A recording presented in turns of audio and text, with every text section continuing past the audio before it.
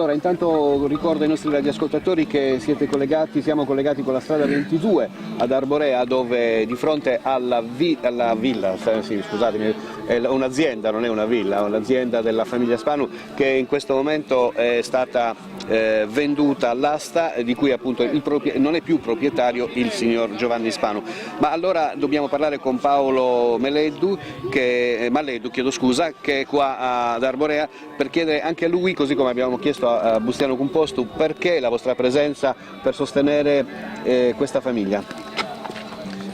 Allora, io evito di parlare dei fatti che si sono succeduti, che hanno portato al pignoramento di questa casa, alla vendita all'asta. Io preferisco parlare del perché stanno succedendo una catena di pignoramenti, fallimenti, chiusure di aziende. Perché è scoppiata la crisi? Perché?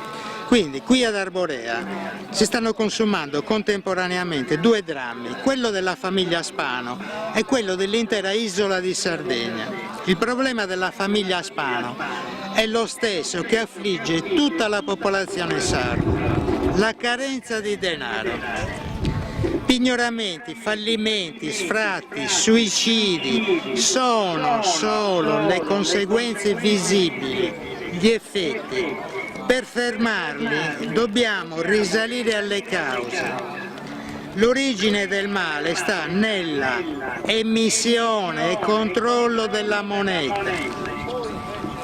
La moneta è l'unità di misura del valore. Come il metro misura la lunghezza, il chilogrammo il peso, la moneta misura il valore dei beni e dei servizi. Tutte le unità di misura sono delle convenzioni.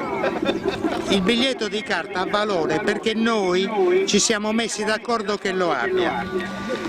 Tutti coloro che partecipano alla convenzione contribuiscono alla creazione del valore, hanno diritto a un dividendo del valore creato, un reddito di cittadinanza che garantisce il diritto alla vita di ognuno di noi.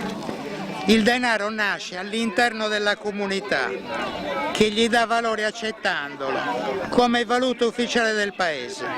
Quindi solo la comunità nel suo insieme, attraverso lo Stato, può battere moneta. Lo Stato deve battere moneta, mai e poi mai un banchiere privato. Invece la classe politica ha ceduto ai grandi usurai internazionali il monopolio dell'emissione monetaria e obbligatoriamente si presenta la seguente situazione. Il sistema bancario presta alla comunità 10 monete, indebitandola. Nasce il debito pubblico. La comunità riceve 10 monete e ne deve restituire 11 a causa dell'interesse. Diventa matematicamente impossibile saldare quel debito perché il sistema bancario di proposito non mette in circolazione l'11ª moneta per indebitare per sempre verso di sé la comunità. Contemporaneamente l'altro socio dell'associazione a delinquere, la classe politica, impone sulla comunità tutta una serie di balzelli, ritirando dalla circolazione altre 5 o 6 monete sotto forma di tasse. La comunità rimane con 4 o 5 monete in mano, ma ne deve restituire 11. Il debito diventa così inestinguibile, non per nostra volontà, ma per la situazione artificialmente creata dal sistema bancario. A questo punto arrivano le dichiarazioni di fallimento, il sequestro delle proprietà immobiliari. Per le persone fisiche si chiamano pignoramenti, per la comunità nel suo insieme, lo Stato, vengono chiamate privatizzazioni, per meglio confonderci.